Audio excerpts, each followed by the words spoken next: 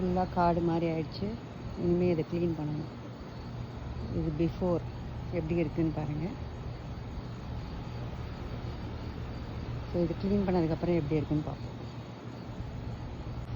Hello, இதுதான் எங்கள் வீட்டு கார்டன் பெட்டு.